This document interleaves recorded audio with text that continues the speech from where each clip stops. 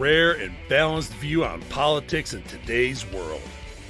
Based on facts, born of rationality, common sense, and logic, providing context on today's events. This is American Perspective with Rick Thomas. Hello, everyone, and welcome to American Perspective, or as some people may call it, Whiskey Perspective. One of my Whiskey Warrior P1s pulled that out of the hat. Over on Rumble. Yeah, that's where you should be, man. You should go over to Rumble. Rumble.com. Go and get yourself an account. It's free. Place to be, especially if you want really good shows, for sure. And by that I mean good podcasters, real people who are doing great things over there. Anyway, you know, one thing that I've always been impressed with, and believe me, the Democrats are not very impressive in my mind. But the one thing that I am very impressed with in terms of their ability is to circle the wagons. They've always been able to circle the wagons. Regardless of their inner infighting, they will come to the aid and circle the wagons around whoever it is that's being attacked by somebody who is not part of their group. And, you know, it's amazing to me how they will essentially ignore anything that could potentially be, shall we say, questionable in terms of actions, and they just don't care. Because as long as you're on the side that they are on, the rest doesn't seem to matter. I mean, you could be the most disgusting person in the world, or you could be the most, what do you call it? The most, deranged individual, and they would close ranks around you. And unfortunately, what's some people on the right have kind of jumped ship to go and jump on that bandwagon too, maybe in the hopes that they are going to get wrapped around by the protective arms of the Democrat political machine. But I'll be honest with you. I mean, I don't want to be there. I don't want to be in the side, personally, I don't want to be on the side where lies, corruption, sexual perversion, and all kinds of other things happen and go on just for protection. And I got a little bit of something that demonstrates tonight. I've got a little something that demonstrates maybe with the Eric Swalwell situation, maybe there is cracks forming in that protection of politics for the Democrats. And I'm just saying. Anyway, let's go ahead and get started. Tonight, we have... I just switched. Oh, yeah, Squishy. Squishy is up. Squishy is up for the Pledge of Allegiance. So if you are of mine, please stand, remove your hat if you're wearing one, like me. Place your hand over your heart and follow along. Follow along with Squishy as she recites the Pledge of Allegiance. I pledge of allegiance to the flag of the United States of America and to the republic for which it stands, one nation under God, indivisible, with liberty and justice for all. All right, and I thank you, Squish. for that wonderful rendition of the pledge. If you would like to hear your rendition of the pledge played here on the program, all you need to do is record yourself reciting or performing the pledge in your style. Take that audio file, video file, whatever kind of file, and attach it to an email. Send it to fans, F-A-N-S, at AmericanPerspective.online. That's fans, F-A-N-S, at AmericanPerspective.online. And I will get you into the rotation. I have 23 of these items. I would like to get 26 by the end of 2026. So if you haven't done it yet, I'd appreciate it if you would go ahead and do so. And please send it in. Because again, like I said, I'd like to get 26 of these by the end of 2026. And if you use your phone to do so, meaning to record yourself, you can use the share option. That's the S-H-A-R-E option, the share option, and that will get you to the same place. You can send it to fans, F-A-N-S, at AmericanPerspective.online. All right, tonight's headline sponsor is none other than the Institute on the Constitution. And you can find them on the web by going to theamericanview.com. That's theamericanview.com, and join with them in their mission to restore the constitutional republic through grassroots education from a biblical world view. Now, they have this summarized in 3 simple steps, 3 simple action steps for you. Action number 1, of course, is to pray. Pray for your country. You should be praying anyway, but pray for your country. And unite with Christians from around the world who pray fervently for America. You can enter your email address, and they will actually send you daily prayers sent directly to your email box to pray and start praying with them in order to do that. The second thing that you can do is to study. You got to ask yourself, what are you studying? Well, you got to start with the basics. Start with the U.S. Constitution course. It is a nationally recognized, 100% free, 100% online course where if you enter your first, last, and email right here in the box above my head and that you can find at theamericanview.com/study, you will be sent 12 short lessons. They're 15, 20 minutes long, 1 per week, to your inbox, and you can go and study along with them about the United States Constitution. It's a nice little short course. And if you like that course, then you can act. You can act on your newfound knowledge, and also learn more knowledge by heading off to one of their live courses. Explore some of their live courses with their nationally certified instructors. And you can go and check it out. They've got them all over the country. You can check out all the courses right here and take a look at all of them and register for those courses and pick up live instruction. And then, once you've done that, you can continue your action, and you can go ahead and become a member, or even better yet, become an instructor. Go and become an instructor and help them in their mission for grassroots. That's right.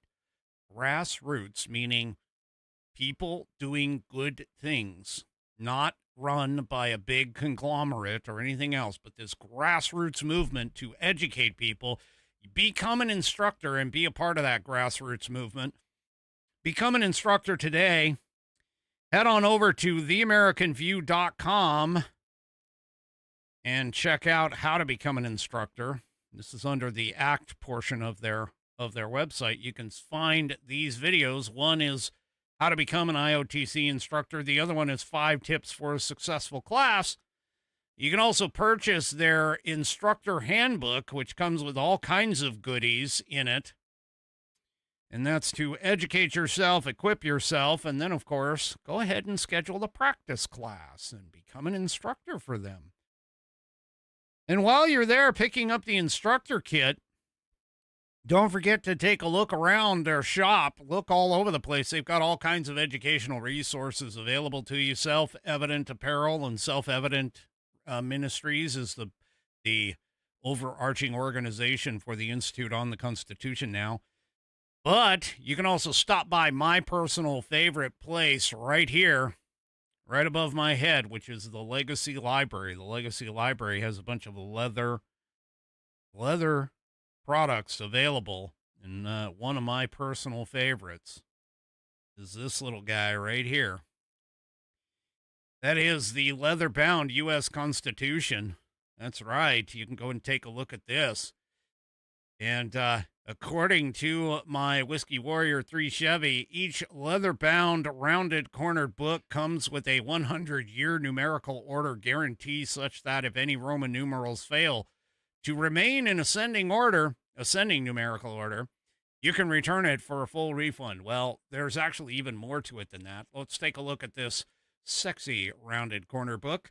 Number one is it's got 1/8 of an inch of Saddleback leather wrapped around pages that are water and tear resistant. No cheap glue here, folks. This is stitched all the way through the binding and the pages that are contained within. It's got a 100-year warranty against materials and manufacturing defects, such that if you have a problem with this wonderful book, you can send it back to the manufacturer and they will either fix it or replace it for free. It is Buddy tested, Buddy approved, Billy tasted, Billy approved. My youngest Whiskey Warrior has confirmed that the information contained within will help you to achieve your civics badge in Scouts, not to mention your civics exam if they still have those, and also not to mention your naturalization test. All of these things, I mean, this is a wonderful little book, and it's a great keepsake item. You can hand it out to all of your family and your friends. Democrats, of course, if you hand it to them, they will immediately go into gastrointestinal distress. Yes, it has magnificent stitching. It is worthy of a pocket constitution, and that's what this is, a pocket constitution. Carry it with you wherever you go so that you can always refer to it when necessary, especially in those arguments or debates with the leftist lunatics that are everywhere in the country. Go and check it all out at theamericanview.com. That's theamericanview.com. And I thank them for being a sponsor of the program. All right. So first things first, Trump has announced, do you remember, well, first of all, let me just say, you remember how the Iran kept talking about, well, you know, your ceasefire deal with us didn't include Lebanon, didn't include Israel. Well, no crap, it didn't include them because of the fact that they are, you know, hundreds of miles away and they are in a different, shall we say, conflict than you. But apparently Israel and Lebanon, according to Trump, are now agreeing to begin a 10-day ceasefire in what he described as a productive discussion from both nations' leaders. Now, one thing to keep in mind on this, okay, is this is not against Lebanon. Yes, Lebanon is involved because of the fact that, politically speaking, Israel is attacking within their borders. But the person or persons or individuals or organizations that Israel is going after is Hezbollah. Now, let's be 100% clear on this. Lebanon by itself has had troubles with Hezbollah and has wanted to get rid of them and has essentially, from certain reports, asked for Israel's help to get rid of Hezbollah. So Hezbollah has been taking over southern Lebanon and attacking Israel from that area.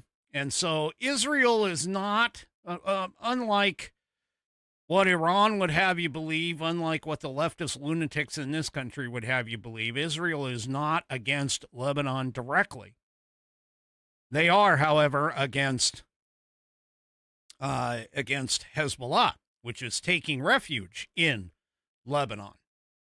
So these conversations that they're having and trying to get rid of Hezbollah, because Hezbollah is a terrorist organization, it's a proxy, a third-party proxy for Iran to attack Israel.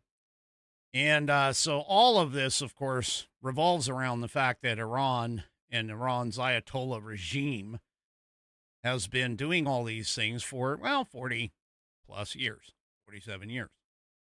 Anyway. So, yeah. So they have announced now that there will be a ceasefire, a 10-day ceasefire starting, well, it was at 5 p.m. Eastern time. So it's already in effect, at least for right now. We'll see how long that lasts. But anyway, yeah. So there you go. There you go. All right. Well, let's talk a short little bit about this impeachment whistleblower. You know, the guy that basically heard from a friend who heard it from a friend who heard it from another. Trump was requesting quid pro quo. Oh, yeah, that guy. Sorry, that was a horrible impression, but whatever. Anyway, Tulsi Gabbard has now referred this CIA impeachment whistleblower to the Department of Justice for now a criminal investigation.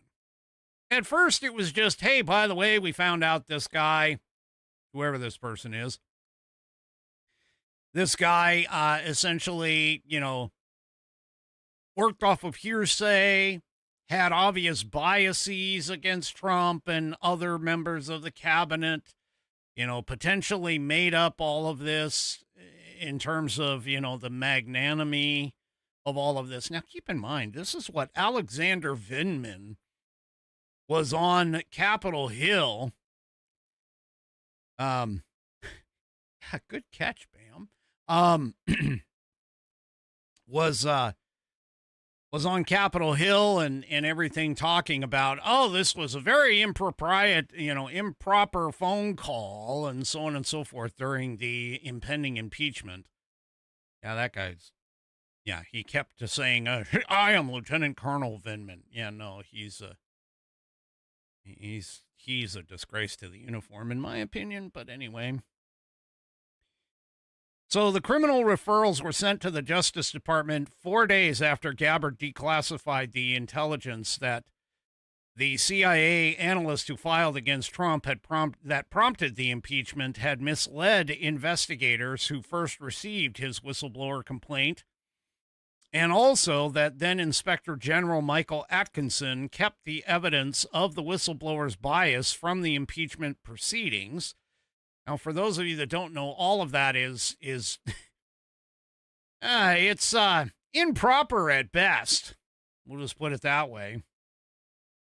Anyway, so yeah, the intelligence community's chief watchdog had flagged concerns about the CIA analyst who had launched the 2019 impeachment proceedings against Trump with Ukraine policy-related allegations, but those concerns were kept classified and never made public during the congressional proceedings.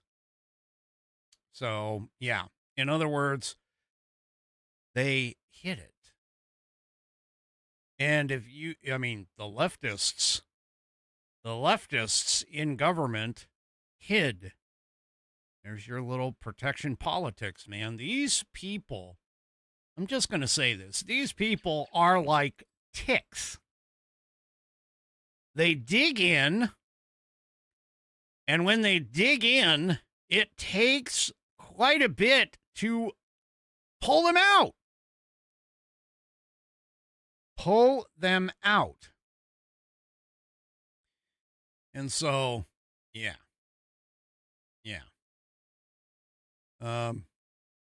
Anyway, he's telling you, I am like extremely impressed with these people.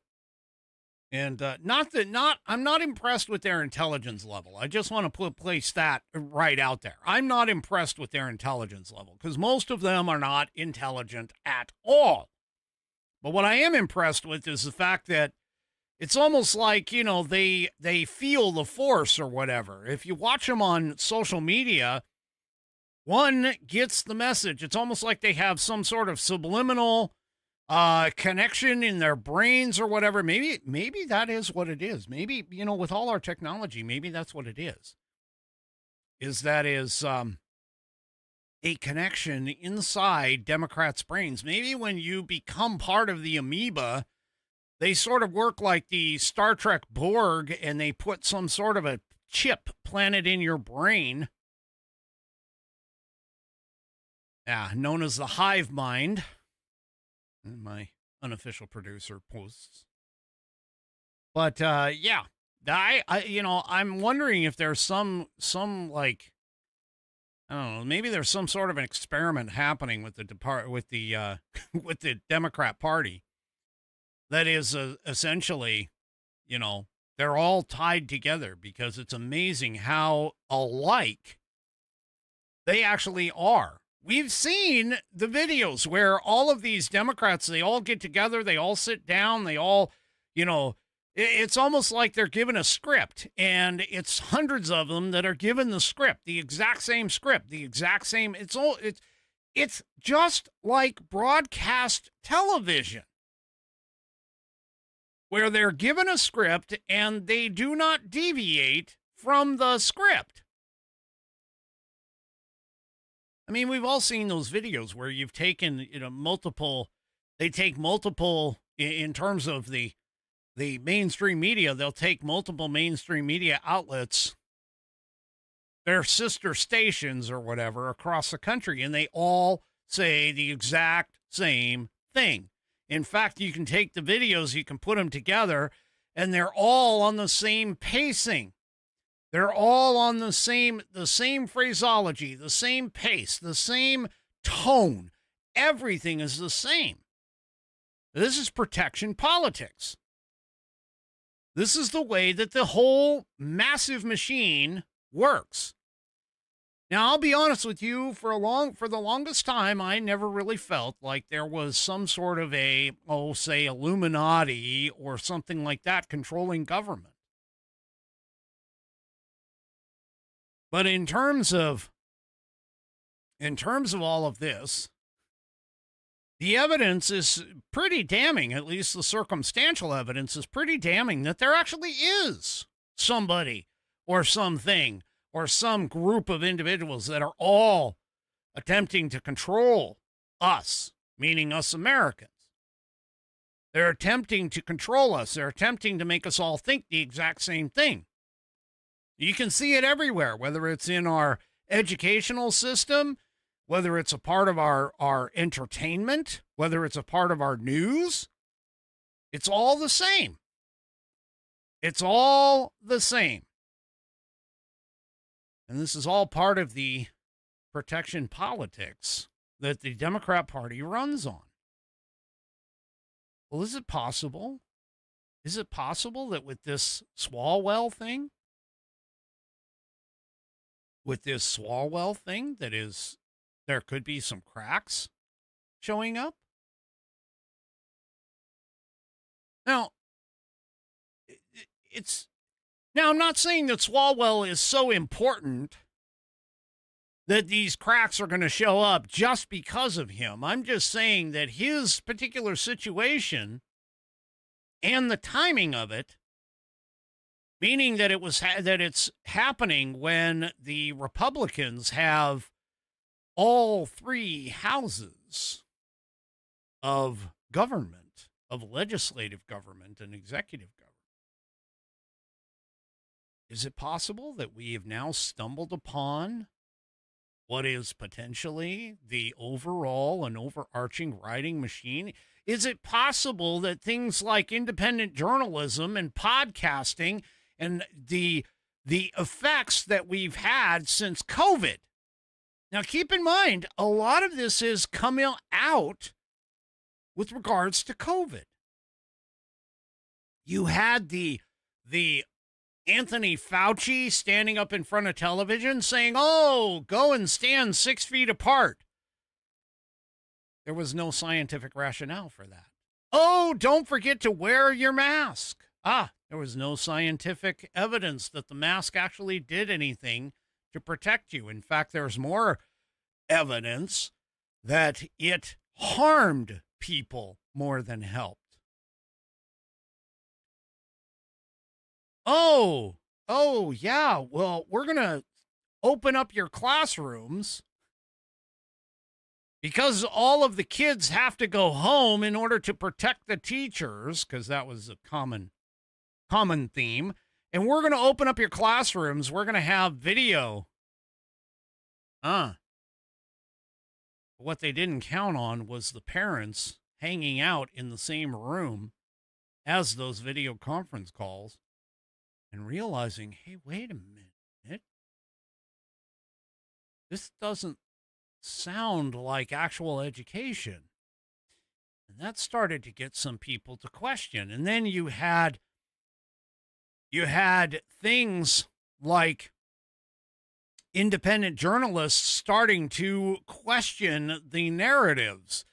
And these independent journalists started to gain some traction. And then all of a sudden you started to see where people are like, hey, you know what? This kind of sounds a little bit like brainwashing because everybody is saying the exact same thing. And then you had more and more people starting to break the mold. So could this Swalwell thing be a pinnacle? Is it possible? Maybe. Well, let me explain what happened here. So Swalwell apparently has been doing this stuff that he's accused for many, many years. And now even a Democrat Party strategist points out that, hey, one of the leftist wing outlets, Politico, they actually had the Swalwell story back in 2019. But rather than doing what the news media is supposed to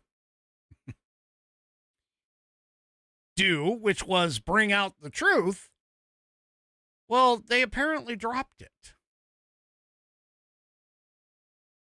This is in Hot Air by David Strom. He says, according to Michael Trujillo, a widely quoted Democrat political strategist in California, Politico was actually preparing a story in 2019 on Eric Swalwell, but promptly dropped it when Swalwell dropped out of the Democratic presidential race. Yep, exactly the sort of behavior you would expect from what Ed calls protection racket media. Well, here's the thing. And this is the part that I don't think a lot of these people seem to understand. Is that first, you got to make a deal with the devil in order to gain these protections. Well, you got to sell your soul. You got to sell your soul for all of this. And to be honest with you, in order to even become a part of the Democrat Party, you have to be a little off your rocker yourself. You have to be corruptible. You have to be able to be, you have to have some chinks in your armor. You don't have to have any standards or scruples or any of that stuff in order to be a part of the Democrat Party. You really don't. And I got to tell you, I was actually a long, long time ago, I was actually considering getting into politics at one point, and I consulted with my local state senator, who happened to be a Democrat. Surprise, surprise, it's Washington. And I sat and talked with her for probably a good hour. And I basically asked her the question. I was like, well, it seems to me like the Democrat Party is against America. Why? Why should I join your party and run under your flag? And she tried to convince me that no, the Democrats, they are all America first. Every single one of them. Oh, yeah, we're all America first. We are the party of the working class. We are the party of, blah, blah, blah. You've heard all the idioms and everything else. But there was this nagging, sneaking suspicion that I had that just wouldn't go away while I was talking to her. It's one of those instinctual things that you just can't quite put your finger on why, but you just know that something ain't right. I've had those before, and it's a good thing that I ran away, changed my mind completely, and ran away and said, no, I'm gone. I'm gone. So, apparently there was a reporter, according to this guy, there was a reporter with Politico that was working on verifying the rumors on Swalwell while he was running, or when he was running for president. Now, that guy apparently is no longer with the publication, but 2 days before he was scheduled to sit down with this reporter, Swalwell dropped out of the race. The energy disappeared to potentially take him out. The victims, if they were even willing to go on record, never did. He slithered back into his safe house seat. December 2025 was too early to take down Swalwell. We had to wait till his paperwork was all in running for governor in March 2026. So the head of the snake could be dropped off and he had no safe house seat to slither back to this time. Well, yeah. So apparently, even if you are inside an insider, because remember how Swalwell was all aboard the Me Too movement, all aboard the whole idea that, hey, if we have people in the house that are abusing others, sexual abuse and so on and so forth, whether, we need to get rid of these people, even though he apparently was allegedly doing all of that himself. Yeah. So anyway,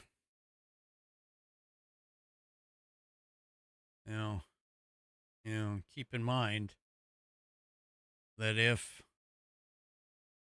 you're a part of this party, or if you want to be a part of this party, apparently they don't care. As long as you're useful. The minute that you're no longer useful, they are going to drop you. And if you have something in your past, like Swalwell, in your past, you may become the target. Yeah. So, there is a possibility, according to this hot air piece, that Trujillo might have been one of the people who helped bring Swalwell down.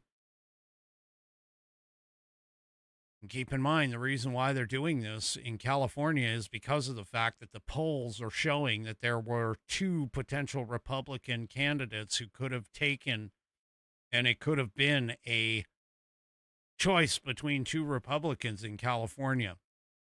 So because Eric Swalwell was the leader of the Democrats at the time, and I honestly, I don't know for sure. Steyer seems to be the front runner now that Eric Swalwell's gone, but we may end up, there might be something that comes out about Steyer. Of course, he's a billionaire, and we know how the Democrats love their billionaires as long as they're writing checks, but want to tax the crap out of them. Yeah. So, Right. Anyway, Trujillo apparently says a lot of the power brokers don't trust Porter or Steyer, so Eric Swalwell became their vehicle. And, of course, Swalwell's team was working to tamp down allegations that threatened his campaign. Shortly after he joined the race, his team actually sent a cease and desist order letter to Trujillo, who had accused Swalwell on social media of having sexually harassing staffers and warned politicians not to endorse him. Now, Trujillo has deleted the post, but Cheyenne Hunt and another Democratic influencer, Ariel Fodor, who goes by Mrs. Frazzled, began hearing from the women who had said that they had negative experiences with Swalwell about the same time that his momentum in the race was increasing. So it's suggestive that everybody knew about it. And even people like Pelosi, they're all like, hey, you know what? We didn't know anything about this. You mean to tell me that Pelosi would have had no idea? Trust me, folks. They would have dug into this guy. See, this is one of the reasons why you just don't go into politics. They would have dug in and tried to find as many skeletons as they possibly could. Because they need to have a way to control you. And this is what Stephen Miller was talking about when Stephen Miller had some things to say with regards to this. I got more on that here in just a moment. But first, let's talk about this wonderful elixir that wakes me up every single morning. It is known as coffee. And if you still haven't tried 1775 coffee, now is your shot. The 1775 starter kit is available, but only in a small number of units. In each unit, you're getting the bold dark roast that hits hard, the smooth medium roast, and, of course, the Vitality Mushroom Coffee for clean energy and laser focus with no crash. All of these coffees are single origin, small batch, toxin-free, and mold-free. Plus, you're also getting a gold spoon clip because freedom isn't scooped with plastic. You'll also be receiving a frother that is strong enough to stir up your coffee, as well as your mother-in-law's opinions. To be honest, doesn't take much for that. And you'll also be receiving a black 1775 tumbler. It's $170 worth of coffee and gear, yours for just the low, low price of $99. This is for the ones who've been waiting and watching 1775 coffee blow up on Rumble and wondering if it's actually worth it. Spoiler alert, it is. So you can either click the QR code right here on the screen, or you can go to 1775coffee.com. That's what the number's 1775coffee, all together, all one word, .com/studio. That's STUDIO. And you'll be able to grab your starter kit before they are gone. Once again, that is 1775coffee.com/studio, STUDIO. And grab your starter kit before they disappear. Bold beans, clean fuel, and a morning routine that stands for something, just like Rumble does. Go to 1775coffee.com/studio and grab your starter kit today. All right. Well, Eric Swalwell's little position was the talk of White House Deputy Chief of Staff Stephen Miller Tuesday on Fox News' Jesse Watters primetime show. In a clip that was posted to the social media platform X, Miller told Jesse that Swalwell's ongoing sexual misconduct scandal shows how the Democrat Party controls its members through blackmail. So at the beginning of the clip, Waters and Miller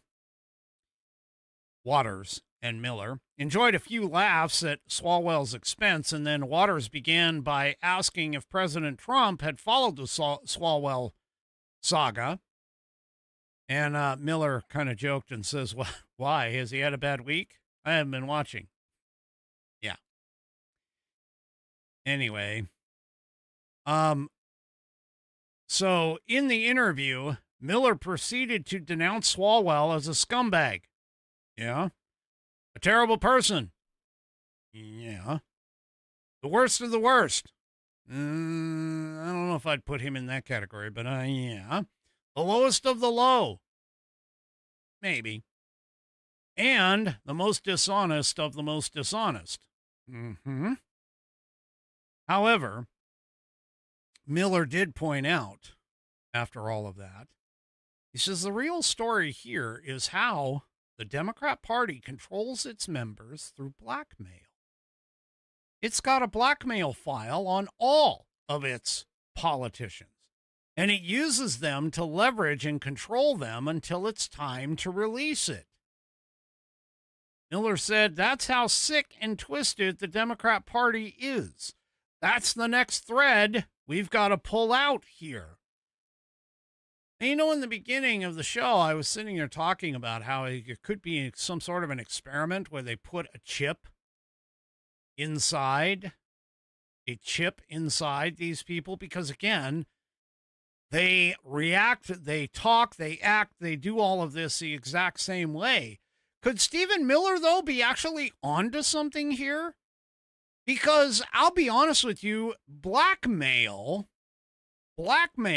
on every single individual Democrat would achieve essentially the exact same thing. The exact same thing.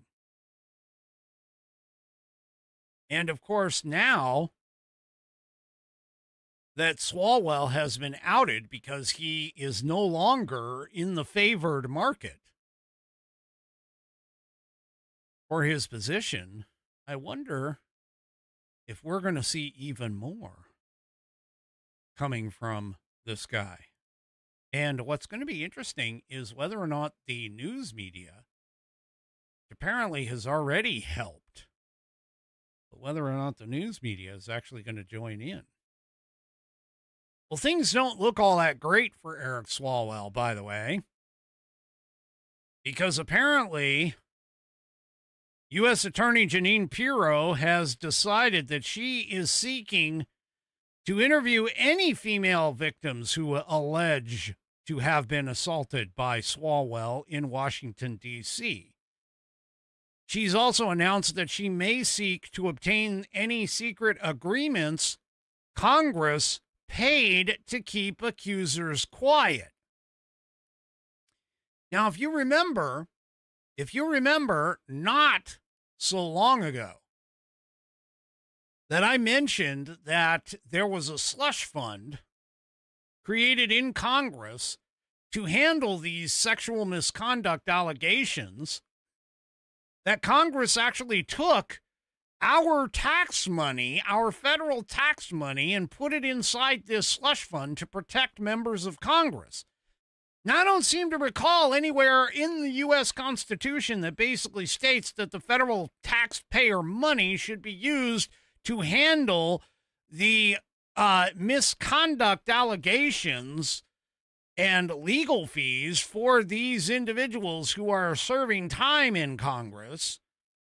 In fact, I challenge anybody who thinks that that was a great idea to go ahead and take a look in your wonderful leather-bound U.S. Constitution and tell me where in the Constitution that money, that funding of those federal folks actually shows up.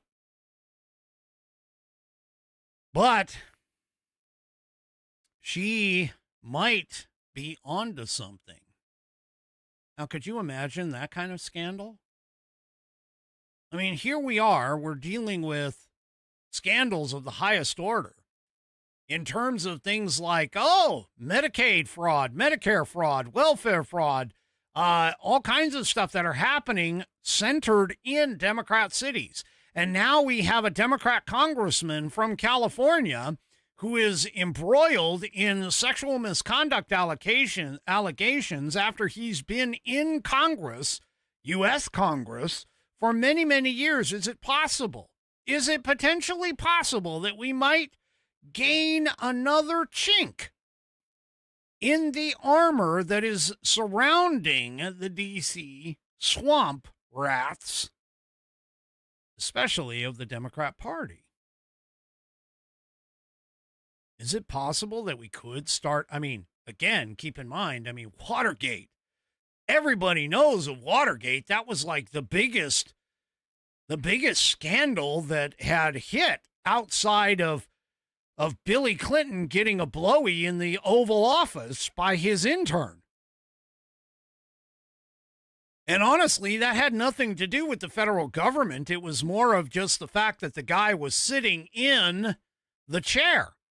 It literally had nothing to do with the federal government itself. But think about this.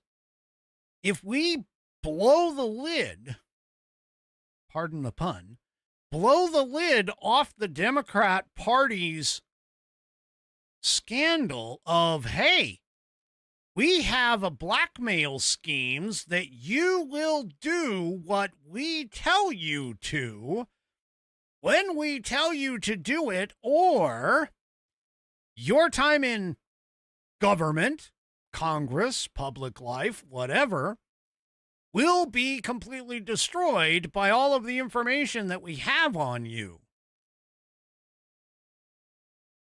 Where do you think this is going to end up going? I mean, you want to talk about things like the deep state? Well, that's honestly another piece of proof that there actually is some sort of a conglomeration that potentially controls the government. Now, I'm not part of the conspiracy theorist unite crowd, but as we start seeing more and more things like this pop, well, it's kind of hard to say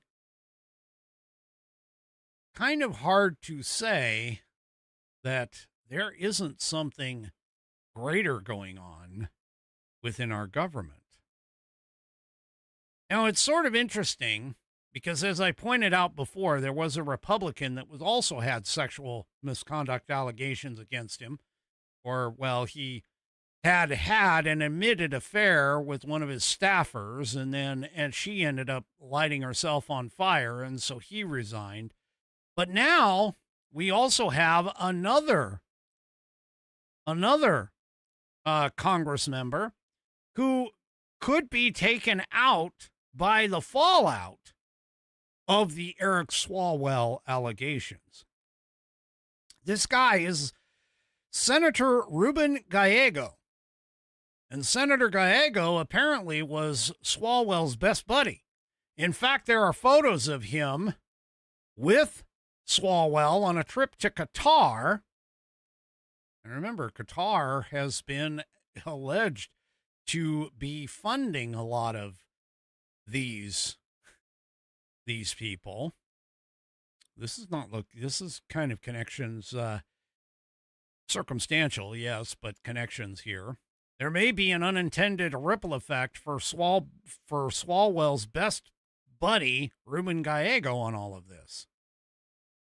Because Gallego apparently posed shirtless with Swalwell on a trip to Qatar and allegedly appears in a video of Swalwell actually manhandling a woman. Now, this video, to be fair, especially in the age of AI, this video, to be fair, has not been validated or verified as him being potentially a part of that, or even that the video itself is real. But keep in mind, we are dealing with a bunch of people that potentially are very sick and corrupted. Very sick and corrupted. Now, if that gets proven to be actual footage, that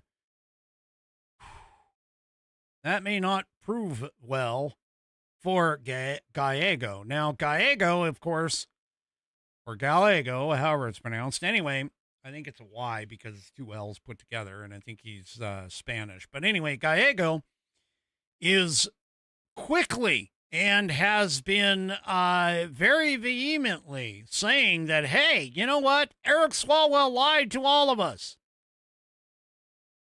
Well, I'm sorry, but if you hang out with a guy, if you're best buddies with a guy like that, something's going to slip through the cracks. You can't tell me that he didn't at least suspect something out of all of this.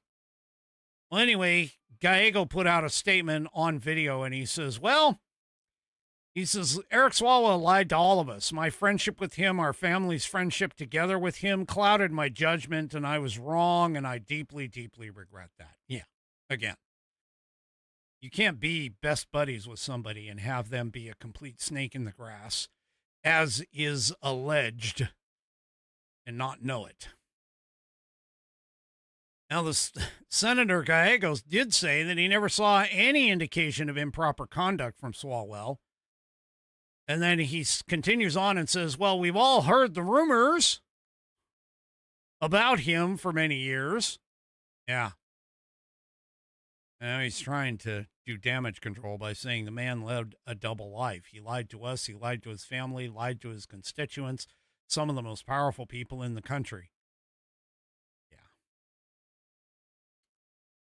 Anyway,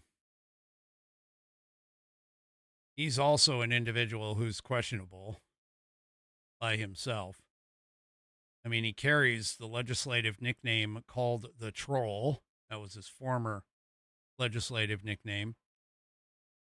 And harassment complaints have been filed against him in the past by two other fellow legislators, as well as his own ugly divorce case. But the ugly divorce case is realistically kind of irrelevant, because divorce cases definitely get ugly.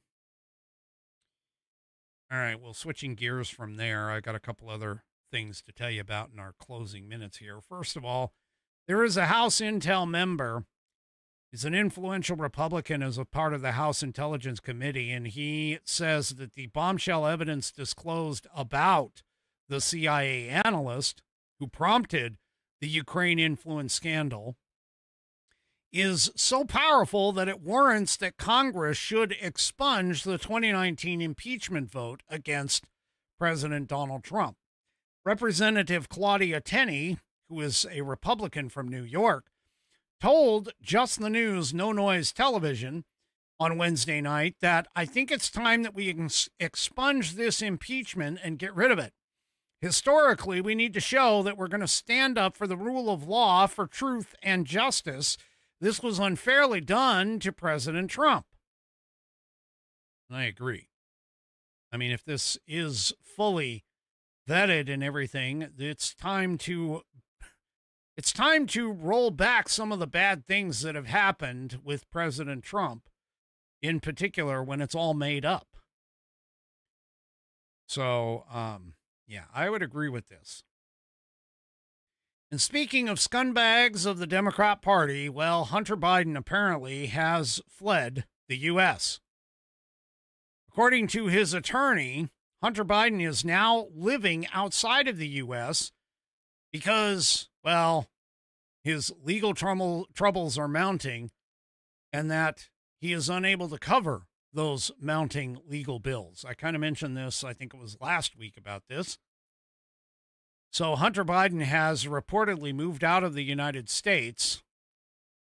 His attorney disclosed Biden's current living situation in an April 6th court filing tied to a civil lawsuit over the unpaid legal fees.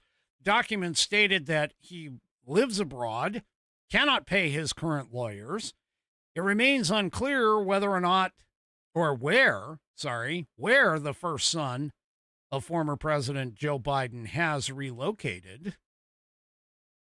Now, he did, though, indicate that Hunter has been previously visiting Cape Town, South Africa, where his wife, Melissa Cohen Biden, is originally from. Interesting. So, yeah. Anyway, Biden did say during a November appearance during the Wide Awake podcast, which is based in South Africa, that we're trying to be between Cape Town and the States, going back and forth. And Biden did say that he'd fallen madly in love with Cape Town. You guys do not know how good you have it here, the most beautiful city in the world. I seem to recall South Africa being a bit of a problem right now because of the potential backlash from all of the black Africans who live there. Yeah. Anyway, we'll see. So, I don't know. His current living situation, of course, was submitted in a D.C. court, which previously by the law firm of Winston and Strawn, Strawn LLP, which had previously represented him in a series of criminal cases. So I'm wondering if South Africa actually has extradition treaties with America. So, let's see. But anyway, Biden did note it during that same podcast appearance that he was facing $17 million in debt, and it relates to his legal fees for it. So, anyway, all right. Apparently the ATF report, ballistics report in the Charlie Kirk assassination has now been unsealed. And as we look at it even further, there is some things in there that are, well, let's say contradictory to Candace Owens's idea that Robinson was basically put up as a patsy. So here again, we're talking about Candace Owens and her lack of ability to bring actual evidence to the case. Now, prosecutors have alleged that separate testing has found DNA that is consistent with Robinson on not only the gun, but the towel, as well as 3 or 4 rounds that were actually loaded in the rifle. They also know that the rifle itself was connected to Robinson's family. All of this crap, I mean, again, I don't know how anybody can actually believe Candace Owens in any of this crap. I really can't even understand how anybody actually mentions this. Now, the tested material, according to the ATF, included a deformed damage piece of the bullet jacket, as well as 4 lead fragments. It was attached in part as an exhibit alongside a defense motion filed under seal, asking the judge to block the government from further testing until a defense expert had a chance to examine it. The judge ruled that there is no basis to keep the filing classified because it didn't contain any private or inflammatory information. The appendix in the report, the ATF explained that that inconclusive findings mean that it was an examiner's opinion that there is an insufficient quality and or quantity of individual characteristics to basically conclude that, hey, this is it, meaning identify it, or to actually fully exclude it. So in other words, the findings are inconclusive. They don't know whether it hit him or not, or whether it came from him or not, came from the gun or not. Anyway, 2 law enforcement sources with the investigation told Fox News that the reason the ATF was unable to match the bullet to the rifle is because when the bullet actually impacted Kirk's body, it hit bone and broke up on impact. And that happens a lot. It's not uncommon for that kind of stuff to happen. This isn't like, Law and Order SVU or Law and Order where they have, everything fits perfectly within a specific puzzle piece across the board. This doesn't happen that way very often. So anyway. All right. So yeah, I would not trust Candace Owens or any of the rest of them talking about all of the BS that they do. And the more that we find out from Tyler Robinson's trial, the more it is fairly conclusive that, yes, Tyler Robinson, he also admitted to it. I mean, let's just be honest. He admitted to it in text messages. It's written in his own words.